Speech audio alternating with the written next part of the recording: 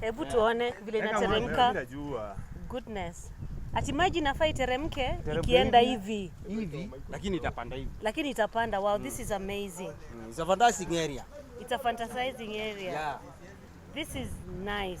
So the water, goodness, it's going uphill instead.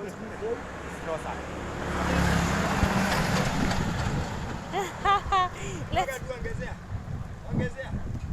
Hata gari ukianganyushwa pale, inarudi. Wow. Yaani wanasema hapa chini kuna kifukari, Mercury. Yes. Chini iko mbali. Yes. Okay. Lakini sisi tuna believe gari akanaitwa chamwilu. Chamwilu ni combination ya maji mawili. Yeah. Kwa magongo mawili, ilikuwa miwako mmoja. Kutoka hapa, naenda Machako kupata mmoja. Sasa hiyo demo ya mmoja kwa jalo anakuja ngine kwa Mwilo. Wakakaa wakapata kijana mmoja. Sasa tulipomuuliza, nilituambia babake ni Mwilo. Sasa sisi tuna believe huyu jamaa hapa chini anaitwa Mwilo ndio kwa nini shida ule mwingine.